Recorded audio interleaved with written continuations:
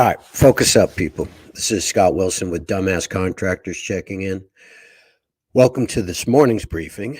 Today's topic is qualifying a potential client. All right, I learned this on Wall Street. I had about a 9-month career on Wall Street as a licensed stockbroker. Learned a lot about selling. And one of the things that we learned was qualifying the client, making sure that they have enough money to pay for what they want to do. Now, I realized how good I was at this when I went to meet a potential client with one of my architects. And when we walked out the door, he looked at me and asked me what size the guy's underwear was. I wasn't bashful about asking them how much equity they had in their house, what their mortgage payments were when they had bought the house, how much it cost to run the house. If his wife was working, if he was working. I need to know that if they want to do a $50,000 rebuild on their kitchen, that they're going to have $50,000 liquid to do the work. I don't want to get halfway through a job and then have the client say to me, well, sorry, I don't have the money to finish. That doesn't serve them or me. So what I do is I ask a lot, just, very quiet, very, very calmly. Well, this is how they taught us on Wall Street. What's your social? Don't be all nervous about it. Do you dare give me your social security number? No, what's your social? Just be calm about it. When did you buy the house? 93. Good. Bottom of the market. Smart buy. Have you refinanced? Yeah, we dropped the interest rate. We're down at 4%. Nice. How much equity do you have in the house? Well, we owe $75,000 on the loan. We've got a home equity line of credit against it. House is worth $650,000. Okay, so you got a $200,000 line of credit. You've got $400,000 equity in the house. The money is there. We can fly through the project. This is somebody that's qualified and is ready to go. I'll follow up with them. I'll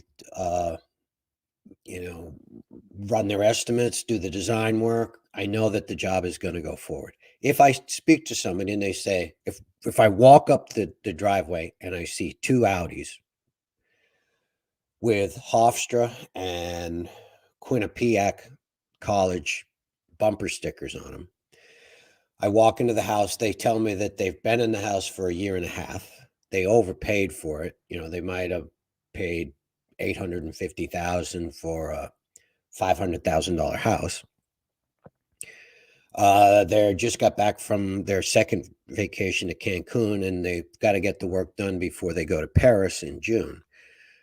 I know that those people are consuming a lot of money. They might have high incomes, but they're also in high tax brackets. Two physicians might be making $800,000 or $900,000 a year, but they're paying $400,000 or $500,000 a year in taxes. They've got a $35,000 property tax bill. Their heat, if they're burning 3,000 gallons of heating oil at $4 a gallon, that's $20,000. They have an electric heater for their pool. That's another 10 grand. College tuition to Hofstra, $70,000 a year. So these people are in essence broke. They might look like they have the trappings of wealth, but once I qualify them, they can't afford me. They can't afford to do anything. And you're going to get halfway through that job and they're going to say, sorry, I ran out of money and you got to finish for free. No, homie, don't play that game. I want to know going in that these people have enough money to do the job that they're asking me to do. And if they don't, then it's not a good fit. But I want to qualify them up front. I want to make sure that they have the money that they need to do the job that they need to have done. All right. You want to qualify them. Don't even be bashful. This is how I started off. When did you buy the house?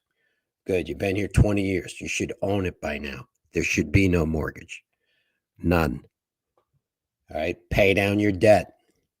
This is for all my dumbass contractors. You have a good year, you pay down debt. Build up your cash reserves. You have another good year, do the same thing. Live below your means.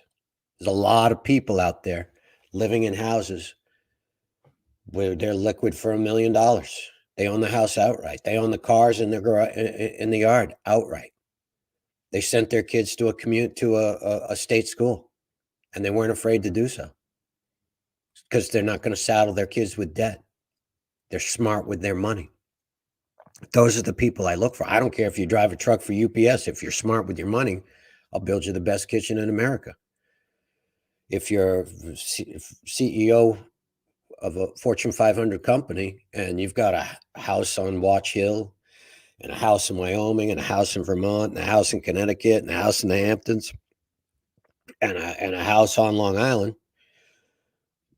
you better be making $20 million a year. And if you tell me that, a lot of times I can Google their salaries. If you've had a couple of bad years and you're only making $2.5 million a year, you're going to fire sale all that property. You can't afford me. You just need to get it done and get out of there. Man, I might be the guy to come in and clean it and fix it and get it ready for sale. That might work out. But as far as adding on a wing or redoing a kitchen, no, you can't afford it.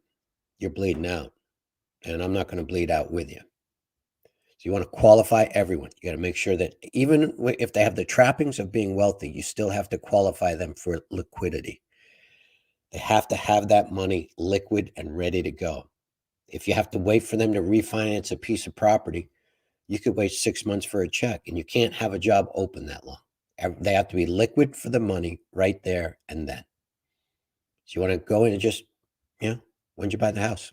What's your interest rate? How long you been paying the mortgage? You got a home equity line of credit? Beautiful. If you don't, money's tight, 2 kids in college, a couple grand a month in car payments. No, they're already bankrupt. They just don't know it. All right. We're burning daylight. This is Scott Wilson with Dumbass Contractors, urging you to stay loose, stay relaxed. Most importantly, stay in front of it. Wilson out.